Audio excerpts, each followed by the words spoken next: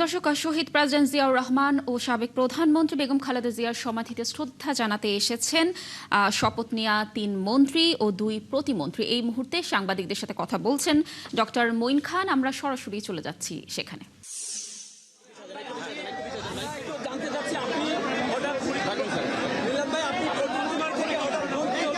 আপনারা জানলেন, স্যার বললেন যে পরিবর্তন একটা প্রক্রিয়া। আমাদের আজকে যার আদর্শে আমাদের বাংলাদেশ জাতীয়তাবাদী দল চলছে এবং তাই জাতীয়তাবাদী দলের মাননীয় প্রধানমন্ত্রী তারেক রহমানের নেতৃত্বে সরকার পরিচালিত হচ্ছে। আমরা তার মাজার আমরা জিয়ারত করলাম, সঙ্গে দেশনেত্রী বেগম খালেদা জিয়া, যিনি আপোষের নেতৃত্ব দিয়ে আমাদের আজকে এই পর্যায়ে এনেছেন, তিনি যাতে বেহেশতবাসী হন সেই দোয়া আমরা করলাম। এবং আজকের যে আমাদের এই মন্ত্রী পরিষদের রদবদল বা কিছু সংখ্যক বর্ধন, সেটা নিশ্চয়ই আমাদের মাননীয় প্রধানমন্ত্রী জনাব তারেক রহমান চান বাংলাদেশটা যাতে ভালো হয়, পূর্বের বাংলাদেশ যাতে আর ফিরে না আসে, সেই ধারাবাহিকতায় সবাই যাতে ঠিকমতো কাজ করতে পারে এবং তার নির্দেশনা মোতাবেক বাংলাদেশের জনগণের স্বার্থে একদম তৃণমূল পর্যায় থেকে আরম্ভ করে তিনি যে কাজ শুরু করেছেন, আমাদের মন্ত্রণালয়েও তিনি তার সরকারের যারা সদস্য রয়েছেন তাদেরকে নিয়ে সেইভাবে কাজ করতে যান, যাতে করে বাংলাদেশ আবার সেই পূর্বের বাংলাদেশ না হয়, একটি নতুন বাংলাদেশ সৃষ্টির লক্ষ্যে তিনি আজকে আমাদেরকে যুক্ত করেছেন। আমাদের সিনিয়র নেতা ডক্টর মঈন খান সাহেব, তিনি জয়েন করেছেন স্থায়ী কমিটির সদস্য আমাদের মন্ত্রী পরিষদে। আমরা তাকে শুভেচ্ছা জানাই এবং তার নেতৃত্বে আমরা যে 6 জন মন্ত্রী আমরা শপথ নিয়েছি গতকালকে, আমরা আশা করি মাননীয় প্রধানমন্ত্রী তারেক রহমানের নেতৃত্বে, সুযোগ্য নেতৃত্বে বাংলাদেশ একটি সুষম একটা বাংলাদেশে পরিণত হবে এবং সকলের মধ্যে স্বস্তি ফিরে আসবে। একটু সময় আমাদের লাগছে, কারণ এই দেশটি ভঙ্গুর অবস্থায় ছিল। সেই ভঙ্গুর দেশটাকে তিনি পুনর্গঠন করার জন্য আমাদের 6 মাস সময় দিয়েছিলেন আমাদের নির্ধারণ করে, যাতে করে আমরা প্ল্যানিংটা করি এবং আমরা এরপরে এক্সিকিউশনে ইনশাআল্লাহ লেগে যাব। আশা করি 1-1.5 বছরের মধ্যেই আপনারা বাংলাদেশের ভিন্ন চিত্র দেখতে পারবেন, যে চিত্রে আমাদের তৃণমূল পর্যায় থেকে আপনারা পর্যন্ত সবাই খুশি হবেন, সুখী হবেন।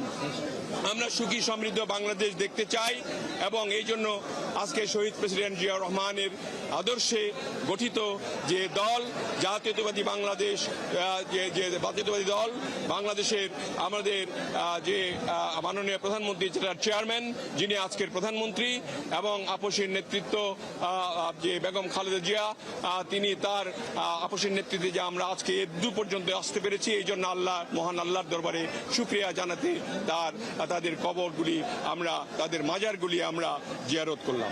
আপনাদের সকলকে অনেক অনেক ধন্যবাদ। যেমনটি বলছিলাম, শহীদ প্রেসিডেন্ট জিয়াউর রহমান ও সাবেক প্রধানমন্ত্রী বেগম খালেদা জিয়ার সমাধিতে শ্রদ্ধা জানাতে এসেছেন 3 মন্ত্রী ও 2 প্রতিমন্ত্রী। তারা সাংবাদিকদের সাথে কথা বলছিলেন, আমরা যুক্ত ছিলাম সেখানে। রাষ্ট্রের সর্বোচ্চ সাংবিধানিক পদে শপথ নেয়ার পর সাভারে জাতীয় স্মৃতিসৌধে শ্রদ্ধা জানালেন রাষ্ট্রপতি মির্জা ফখরুল ইসলাম আলমগীর। এ সময় মহান মুক্তিযুদ্ধের বীর শহীদদের গভীর শ্রদ্ধায় স্মরণ করেন তিনি। মুক্তিযুদ্ধের চেতনা সমুন্নত রাখা, দেশের স্বাধীনতা, সার্বভৌমত্ব রক্ষা ও গণতন্ত্র আরও সুসংহত করার প্রত্যয় শুরু হলো মির্জা ফখরুলের রাষ্ট্রীয় দায়িত্বের আনুষ্ঠানিক যাত্রা। মোহাম্মদ হোসাইনের প্রতিবেদনে বিস্তারিত। রাষ্ট্রের সর্বোচ্চ সাংবিধানিক দায়িত্ব গ্রহণের পর প্রথম রাষ্ট্রীয় কর্মসূচি। দীর্ঘ রাজনৈতিক জীবনে গণতন্ত্রের জন্য লড়াই, কারাবরণ সহ নানা প্রতিকূলতা পেরিয়ে এবার রাষ্ট্রের অভিভাবকের দায়িত্ব নিয়ে প্রথম আনুষ্ঠানিক যাত্রাতেই জাতির শ্রেষ্ঠ সন্তানদের স্মৃতির সামনে দাঁড়ালেন রাষ্ট্রপতি মির্জা ফখরুল ইসলাম আলমগীর। শনিবার সকাল 10:30টায় সাভারের জাতীয় স্মৃতিসৌধে মহান মুক্তিযুদ্ধের বীর শহীদদের প্রতি বিনম্র শ্রদ্ধা জানান তিনি। পুষ্পস্তবক অর্পণ শেষে শহীদদের স্মৃতির প্রতি গভীর শ্রদ্ধা জানিয়ে কিছুক্ষণ নীরবে দাঁড়িয়ে থাকেন তিনি।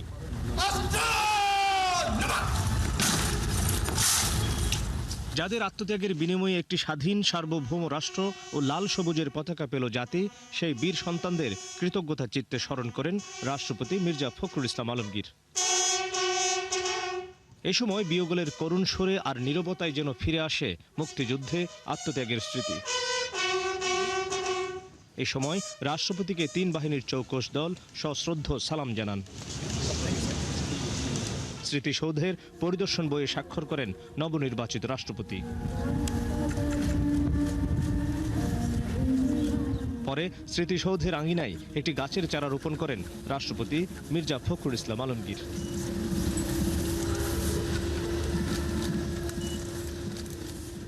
দায়িত্ব গ্রহণের প্রথম দিনেই মহান মুক্তিযুদ্ধে আত্মদানকারী বীর শহীদদের প্রতি শ্রদ্ধা জানালেন রাষ্ট্রপতি মির্জা ফখরুল ইসলাম আলমগীর। তার এই শ্রদ্ধা নিবেদন কেবল রাষ্ট্রীয় আনুষ্ঠানিকতা নয়, গণতন্ত্র এবং মহান মুক্তিযুদ্ধের চেতনাকে সমুন্নত রাখার একটি বার্তা। প্রত্যাশা, দলমতের ঊর্ধ্বে উঠে একটি সমৃদ্ধ বাংলাদেশ বিনির্মাণে অভিভাবকের ভূমিকা রাখবেন তিনি। মোহাম্মদ হুসাইন, ৭১, জাতীয় স্মৃতিসৌধ, সাভার। স্থানীয় সরকার মন্ত্রী ডক্টর আব্দুল মঈন খান বলেছেন, দেশের ক্রান্তিকালে জনগণের ভোটে হাল ধরেছেন প্রধানমন্ত্রী তারেক রহমান। অন্যদিকে নতুন পররাষ্ট্র প্রতিমন্ত্রী হুমায়ুন কবির বলেন, জাতীয় স্বার্থের ব্যাপারে কোনো আপোষ করবে না বাংলাদেশ। শনিবার দুপুরে সাভারের জাতীয় স্মৃতিসৌধে মহান মুক্তিযুদ্ধের বীর শহীদদের প্রতি শ্রদ্ধা জানিয়ে এসব কথা বলেন তারা। নবনিযুক্ত 5 মন্ত্রী প্রতিমন্ত্রী সাভারের জাতীয় স্মৃতিসৌধে পুষ্পস্তবক অর্পণ করেন। এ সময় মুক্তিযুদ্ধের বীর শহীদদের অসামান্য অবদানের কথা স্মরণ করে তারা কিছুক্ষণ নীরবে দাঁড়িয়ে থাকেন। স্মৃতিসৌধে আরও যান নতুন মন্ত্রী রশিদুজ্জামান মিল্লাত, সচিন প্রু জেরি ও আন্দালিব রহমান পার্থ। শুক্রবার সন্ধ্যায় বঙ্গভবনে রাষ্ট্রপতির কাছে নতুন 4 মন্ত্রী ও 2 প্রতিমন্ত্রী শপথ নেন।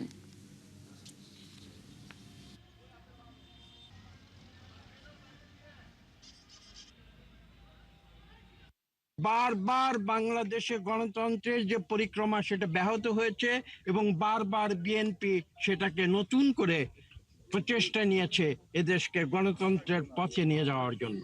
আজকে আমরা 2026 সালে এসে আবার নতুন করে জনগণের ভোটে আমাদের প্রধানমন্ত্রী জনাব তারেক রহমানের নেতৃত্বে আমরা এই দেশকে নতুন করে ইনশাআল্লাহ গড়ে তুলব। কলকাতায় হোটেলে অগ্নিকাণ্ডে নিহত সাতক্ষীরার বাসিন্দা এস.এম. আলিমুজ্জামানের মরদেহ ভোমরা বন্দর দিয়ে সাতক্ষীরায় পৌঁছেছে। যশোরের বেনাপোল সীমান্ত দিয়ে আনা হচ্ছে বাকি আরও 5 মরদেহ। দুপুরে আলিমুজ্জামানের মরদেহটি সাতক্ষীরা সীমান্ত দিয়ে দেশে ঢোকে। এর আগে শুক্রবার সন্ধ্যায় ময়না তদন্ত শেষে স্বজনরা মরদেহগুলো বুঝে পান। এরপর পার্ক সার্কাসের একটি হিমঘরে রাখা হয় মরদেহগুলো। পরে সকালে তাদের মরদেহ নিয়ে দেশের উদ্দেশ্যে রওনা দেন স্বজনরা। তবে সাতক্ষীরার কালীগঞ্জের বাসিন্দা রেবতী সরকারের পরিবারের ইচ্ছে অনুযায়ী তার দাহ কলকাতায় হয়েছে।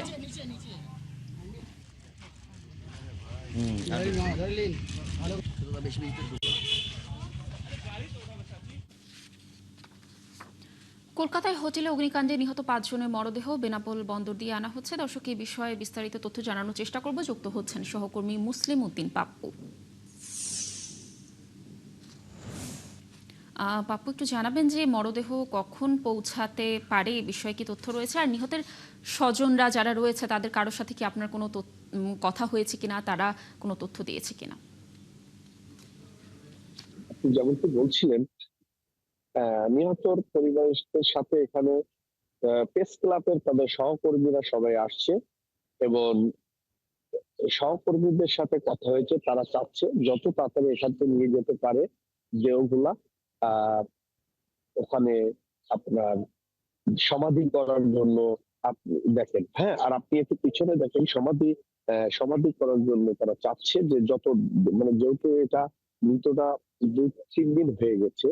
আর একটা বিষয় আপনাকে বলি, লাবণী, পিছে দেখছেন আপনি সবকিছু লোমাসল্যান্ডের এখানে জায়গা, এখানে স্পটটা ফাঁকা রেখেছে যাতে গাড়িকে এসে দ্রুত দিতে পারে। এখানে অফিসারদের সাথে, সমস্ত অফিসারদের সাথে কথা হয়েছে এবং কাস্টম ডিপার্টমেন্টের সুপারডেন্ট, ইমিগ্রেশনের ওসি এবং একত্রিত একটা টিম, 5 জন বিশিষ্ট একটা কমিটি টিম বর্তমানে হয়ে তারা প্রস্তুতি আছেন এই বিষয়টা।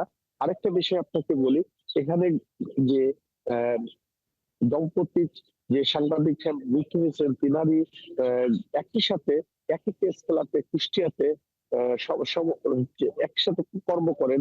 তিনার মতন একজন সাংবাদিক আসলে এই পূরণটা আর কখনো হবে না তারা বলছে এবং তাদের সাথে আমার একাধিক কথা হয়েছে, সাক্ষাৎ নিচ্ছি সে তাদেরকে সাক্ষাতের বিষয়েও কথা, অনেক কিছু তাদের মনটা মানে আসলে তারা খুবই খারাপ অবস্থায় আছেন এবং তারা শুধু বলছেন যে যত তাড়াতাড়ি আসবেন। তবে আমাকে একটু মুঠোফোনে কথা হয়েছে স্বজনের সাথে, যে আপনার মৃতদেহগুলোর সাথে যে স্বজন একজন আসছেন জামাই, তেনার সাথে কথা হয়েছেন।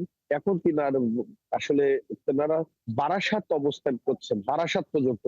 তাতে আপনাকে বুঝায় বেনাপোল পেট্টাপোল সীমান্তে পৌঁছাতে আর ১ ঘন্টা লাগতে পারে। ১ ঘন্টা ১০ মিনিট ১৫-২০ মিনিটের ভিতরে বেনাপোল স্থল বন্দরে এই পেট্টাপোলের সীমান্তে এই দম্পতি ৫ জনের মরদেহ এখানে আসবেন। পাপ্পু, ধন্যবাদ আমাদের সাথে যুক্ত থাকার জন্য। দর্শক, কলকাতায় হোটেলে অগ্নিকাণ্ডে নিহত ৫ জনের মরদেহ বেনাপোল বন্দর দিয়ে আনা হচ্ছে, এ বিষয়ে সর্বশেষ তথ্য জানাচ্ছিলেন আমাদের সহকর্মী। সংস্কার করা হবে গ্রামের পুরনো রাস্তা ও কালভার্ট, অথচ সেজন্য কোটি টাকায় কেনা হবে ৮০টি কম্পিউটার, সাথে ৩০ লাখ টাকার সফটওয়্যার। শুধু তাই নয়, এই কাজের জন্য আবার পরামর্শকরা নিয়ে নেবেন ১৪ কোটি টাকা। প্রতি কিলোমিটার রাস্তা সংস্কারে ব্যয় ৮০ লাখ টাকা, যা দিয়ে নতুন সড়কই নির্মাণ সম্ভব মনে করেন বিশ্লেষকরা। ভুতুড়ে ব্যয় ধরা হয়েছে কালভার্ট মেরামতে। স্থানীয় সরকার নির্বাচনের আগে এমন প্রশ্নবিদ্ধ প্রকল্প অনুমোদন হয়েছে সবশেষ একনেকে। দর্শক, বিস্তারিত জানাচ্ছেন ইমদাদ হোসাইন। স্থানীয় ও জাতীয় অর্থনীতিতে বড় অবদান থাকলেও যোগাযোগ ব্যবস্থা এবং প্রয়োজনীয় অবকাঠামো থেকে পিছিয়ে গ্রামীণ অঞ্চল। বিশেষ করে দুর্বল রাস্তাঘাটের কারণে পোহাতে হয় সীমাহীন ভোগান্তি, যা আরও চরম আকার ধারণ করে বর্ষা মৌসুমে। তবে স্থানীয় সরকার নির্বাচনের আগে সেই সংকট পুঁজি করেই সড়ক ও কালভার্ট সংস্কারে ৫,০০০ কোটি টাকার এক প্রকল্প নিয়েছে সরকার। ৫,২২৩ কিলোমিটার গ্রামীণ সড়ক এবং ৭,০০০ মিটার ব্রিজ কালভার্টের এই পুনর্বাসনের প্রকল্প। ওই প্রকল্প থেকে ৩,৮৯৩ কোটি টাকায় সংস্কার করা হবে ৫,০০০ কিলোমিটার পুরনো সড়ক, অর্থাৎ প্রতি কিলোমিটারের জন্য ১.৫ কোটি টাকা। এই টাকায় প্রায় ১ কিলোমিটার নতুন সড়কই তৈরি করা সম্ভব বলে মনে করেন বিশ্লেষকরা। আরো ভয়ঙ্কর তথ্য হলো, প্রতি ১০ মিটার কালভার্ট মেরামতের জন্য ব্যয় ধরা হয়েছে ১.৫ কোটি টাকা। গ্রামীণ সড়কের পুনর্নির্মাণে এত খরচ হওয়া এটা অস্বাভাবিক, কারণ নূতন সড়ক নির্মাণ করতে গেলেই এলজিইডির মোটামুটি এই ধরনের খরচ হয়। সেই জায়গাতে পুনর্নির্মাণের জন্য একই ধরনের খরচ, এটার ভেতরে বড় রকমের একটা দুর্নীতির সুযোগ তৈরি হয়ে যায়। এখানেই শেষ নয়, গ্রামের রাস্তা মেরামতের জন্য বায়না ধরা হয়েছে কোটি টাকার ৮০টি কম্পিউটার কেনার, আছে ৩০ লাখ টাকা ব্যয়ে সফটওয়্যারের প্রস্তাব। এই ধরনের কাজ অন্য ঠিকাদার দিয়ে করানো হলেও প্রকল্পের জন্য কেনা হচ্ছে ৬৪টি রোড রোলার, যাতে ব্যয় হবে ৭৭ কোটি টাকা। রয়েছে ৪ কোটি টাকার মনোহারী সামগ্রী, ১৪০টি মোটরসাইকেল, ২টি জিপ এবং মোটরযান পরিচালনা বাবদ ৩.৫ কোটি টাকার আবদার। আর এসব কাজ দেখভালে পরামর্শকরা নিয়ে নেবেন ১৪ কোটি টাকা। সার্বিক বিষয় বিশ্লেষণ করে এই প্রকল্পে বড় শুভঙ্করের ফাঁকি দেখছেন সাবেক এই পরিকল্পনা সচিব। কম্পিউটার ক্রয়ের জন্য এত টাকা রাখা, প্রায় ১৫০ মতো কম্পিউটার ক্রয় করা যাবে, যে টাকা ধরা হয়েছে ১.৫ কোটির মতো টাকা ধরা হয়েছে। উপরন্তু প্রকল্প হলেই গাড়ি কিনবে, এই কালচার থেকে আমাদের বেরিয়ে আসতে হবে। কারণ সরকার শুরু থেকেই বলে আসছে যে অর্থ সংকট এবং কৃচ্ছ্রতা সাধন, এই কৃচ্ছ্রতা সাধনের যে নীতি সরকারের, এটা টোটালি তার বিরুদ্ধে যাচ্ছে। কথায় কথায় প্রকল্পে গাড়ি ক্রয় করা, এই যে ৬ কোটি টাকার উপরে ধরা হয়েছে গাড়ি এবং মোটরসাইকেল সহ এইগুলি ক্রয় করার জন্য, এইখানে একটা সুযোগ নেয় এই সংস্থাগুলি। চলতি অর্থ বছরে শুরু হয়ে এই প্রকল্প শেষ হওয়ার কথা ২০৩০ সালে। ইমদাদ হোসাইন, ৭১, ঢাকা। ২০২৮ থেকে নতুন অর্থ বছরের হিসেব শুরু হচ্ছে বাংলাদেশে। ৩ মাস এগিয়ে, যার গণনা শুরু হবে ১ এপ্রিল থেকে। মূলত বর্ষার কারণে প্রকল্প বাস্তবায়নের সমস্যা থেকে মুক্তি পেতেই এই উদ্যোগ। একই সাথে মাথায় রাখা হয়েছে জনদুর্ভোগের বিষয়টিও। বিশ্লেষকরা মনে করেন, এই সিদ্ধান্ত কার্যকর করা গেলে সুফল পাওয়া যাবে অর্থনীতিতে। তবে চ্যালেঞ্জ রয়েছে বাস্তবায়নে গিয়ে। রাকিব আল জাবেদের রিপোর্ট। বাংলাদেশের প্রকল্প বাস্তবায়নের সংকট বহু পুরানো। বাড়তি সময়, অতিরিক্ত ব্যয় আর জনদুর্ভোগের ঘটনাও নিত্যসঙ্গী, যার পেছনে অন্যতম কারণ হিসেবে দায়ী করা হয় অর্থবছরের হিসাবকে। অর্থাৎ জুলাই থেকে গণনা শুরু হয়, বড় একটা সময় নষ্ট হয় বর্ষার কারণে। সেই জটিলতার ফলাফল টানতে হয় বছর জুড়ে। এই সংকট থেকে রেহাই পেতে এবার অর্থবছরের সময়সীমায় বদল আনতে যাচ্ছে বর্তমান সরকার। এরই মধ্যে যা অনুমোদিত হয়েছে মন্ত্রিসভায়। সিদ্ধান্ত অনুযায়ী ৩ মাস আগে থেকে গণনা শুরু হলে বাড়বে কাজের মান, কমবে দুর্ভোগও। একই সাথে দূর হবে জুলাই আগস্টের বৃষ্টি সংক্রান্ত ঝামেলাও। নতুন পরিকল্পনাকে স্বাগত জানিয়ে একে বাংলাদেশের আবহাওয়ার সাথে সামঞ্জস্যপূর্ণ হিসেবে মন্তব্য করেন অন্তর্বর্তী সরকারের সাবেক এই উপদেষ্টা। রেইনি সিজন হয়, অনেক প্রচুর বৃষ্টিপাত হয়, শুরু হয়, চলে, বন্যা, তারপর জুলাইয়ের পরে সেপ্টেম্বর অক্টোবর একটা বন্যা দেখা দেবে, সেখানে ইকোনমিক অ্যাক্টিভিটি কমে যাবে। অর্থাৎ বেস্ট হলো একটু আগে করে যাওয়া। অর্থাৎ সেই সেন্সে রিজনেবল। যেমন এপ্রিল থেকে করলে সুবিধা হবে কি, শীতের পুরা এসে কেটে গেল, আমাদের আমন ধান এটা শেষ হলো, সবজি প্লাস শীতের যে মেইনই সেটা বেটার সিজন, কোনো বন্যা হয় না। বছরের শেষে এসে তড়িঘড়ি করি, তখন বর্ষাকাল থাকে। তো এই বর্ষাকাল থাকার কারণে কাজও হয় না, আবার টাকাটাও নানাভাবে ব্যয় হয়ে যায়। তো এখন এটা যদি আপনার এপ্রিলে শেষ হয় বা মার্চে শেষ হয়, তখন শীতকাল। আপনি কোনো কারণে যদি শুরুতে পিছনেও পড়ে যান, মানে ধীরগতিও হয়ে যান, কিন্তু শেষের দিকে এসে আপনি সেটা কভার করতে পারবেন। আইএমএডির হিসাবে বছরের প্রথম প্রান্তিকে সবচেয়ে ধীরগতিতে চলে উন্নয়ন কর্মকাণ্ড। শেষ দিকে এসে তড়িঘড়ি করে ছাড় করতে হয় বরাদ্দের অর্থ। ফলে প্রশ্ন ওঠে বাস্তবায়নের মান নিয়ে। আসছে 2027-28 অর্থ বছরকে ট্রানজিশনাল বিবেচনা করে 2028-29 সাল থেকেই পূর্ণ বাস্তবায়নে যেতে চায় সরকার, যাকে যৌক্তিক বলছেন বাংলাদেশ ব্যাংকের সাবেক এই গভর্নর। তবে শঙ্কা প্রকাশ করেছেন সংশ্লিষ্টদের সক্ষমতা নিয়ে। বর্ষাকাল বর্ষাকালেই হবে, শীতকাল শীতকালেই হবে। আমার ইমপ্লিমেন্টেশন আমাকে শীতকালেই করতে হবে এবং বর্ষাকালের প্রস্তুতিটা নিতে হবে। বর্ষাকালে ইমপ্লিমেন্টেশন করা যাবে না, এটা বাস্তবতা। তো আমি যেটাই আগেই পিছাই, আমাকে ওই বাস্তবতা মেনেই করতে হবে। কম্পালসিভ ছিল, একে অত্যাবশ্যকের জিনিস ছিল আমার মনে হয় না। কারণ ফিসক্যাল ইয়ার জুলাই টু জুন ছিল বহুদিন যাবতই, এটা মোটামুটি অভ্যস্ত এবং আমাদের এক্সপেন্ডিচার প্যাটার্নটা এইভাবে ধরা হয়। বর্তমানে ভারত, সিঙ্গাপুর, জাপান, দক্ষিণ আফ্রিকা সহ একাধিক দেশে এই হিসাব চালু রয়েছে। রাকিব আল জাবেদ, ৭১, ঢাকা। কেউ গেছেন জীবিকার সন্ধানে, কেউ বেশি আয়ের আশায়। কিন্তু রাশিয়ায় পৌঁছে বদলে গেছে তাদের গন্তব্য, কাজের জায়গায় যুদ্ধের ময়দান। এজেন্সি ও দালালদের প্রলোভনে লাখ লাখ টাকা খরচ করে গিয়ে প্রতারণার শিকার হচ্ছেন অনেক বাংলাদেশি। প্রাণ বাঁচাতে দেশে ফেরার আকুতি জানাচ্ছেন ভিডিও বার্তায়। অনুসন্ধান করেছেন সবুজ মাহমুদ। বাংলাদেশিদের কাজের কথা বলে রাশিয়ায় নিয়ে যুদ্ধে বাধ্য করার অভিযোগ নতুন নয়। দেখেন কি অবস্থা। সম্প্রতি যুদ্ধে গিয়ে আহত হয়ে দেশে ফেরার আকুতি জানান গোপালগঞ্জের পলাশ শেখ সহ অনেকে। এসব বাংলাদেশিদের এখন প্রতিটি মুহূর্ত কাটছে মৃত্যু শঙ্কায়। আমাদের ভাষা জায়গা থেকে আপনারা সরকারের কাছে আবেদন করে আমাদের জায়গা থেকে আমরা কোনো টাকা পয়সা করে কিছু চাই না। এবছরের এপ্রিল মাসের শেষ দিকে আরএস ইন্টারন্যাশনাল নামের একটি এজেন্সির মাধ্যমে ৩৪ জন বাংলাদেশিকে ইলেকট্রিশিয়ান হিসেবে ওয়ার্ক পারমিট দেয় রুশ কোম্পানি প্রো টেকনোলজি লিমিটেড। সেই নথিতে সত্যায়িত করার সই ও সিলমোহর দেখা যায় রাশিয়ায় অবস্থিত বাংলাদেশ দূতাবাসের এক কর্মকর্তার। বিষয়টি সত্যতা যাচাইয়ে দূতাবাসে ইমেল করলেও তার জবাব মেলেনি। ভুক্তভোগীদের তথ্য অনুযায়ী প্রথমে বাংলাদেশের জাবেলে নূর ইন্টারন্যাশনালের সঙ্গে জনপ্রতি ৭ লাখ টাকায় রাশিয়া যাওয়ার চুক্তি হয়। কয়েক ধাপে প্রতিষ্ঠানটির মালিক মিজানুর রহমানকে টাকা পরিশোধ করে পলাশের পরিবার। কিন্তু রাশিয়ায় পৌঁছানোর পর বদলে যায় সব হিসেব। ইলেকট্রিশিয়ান হিসেবে কাজ নয়, যোগ দিতে হয় যুদ্ধে, হাতে তুলে নিতে হয় অস্ত্র। জাবেলে নূর ইন্টারন্যাশনাল লাইসেন্সে দেওয়া ঠিকানায় গিয়ে মেলেনি প্রতিষ্ঠানটির অস্তিত্ব। ঢাকার ভিন্ন দুটি ঠিকানায় পাওয়া যায় তাদের অফিসের সন্ধান। মগবাজারের গুলফেশা প্লাজায় কার্যক্রম চালাতো প্রতিষ্ঠানটি। অভিযোগ ওঠার পর গোপনে কার্যালয় গুটিয়ে চলে যায় তারা।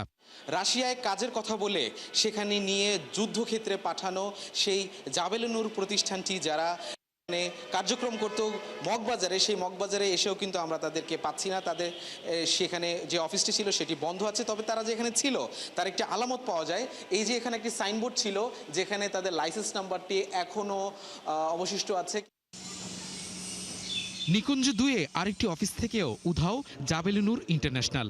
বাড়ির মালিকপক্ষের অভিযোগ, বাসা ভাড়া না দিয়ে এবং অনেকের সঙ্গে প্রতারণা করে অফিস গুটিয়ে পালিয়ে গেছে প্রতিষ্ঠানটি। ওনারা যে এরকম কাজ করবে এটা আমাদের আসলে জানা নেই। আমরা যদি এগুলো জানতাম তাহলে আমরা ওনাদের কাছে আর কি বাড়ি ভাড়া দেই না। আসলে এটা তো কোনো বাড়িওয়ালাই চায় না এই জিনিসটা। প্রো টেকনোলজিতে কাজ দেওয়ার নামে প্রতারণা করার অভিযোগ উঠেছে মূলত 3টি এজেন্সির বিরুদ্ধে। এরা হলো আরএস ইন্টারন্যাশনাল, জাবেলুনুর ইন্টারন্যাশনাল ও টিএস ওভারসিজ।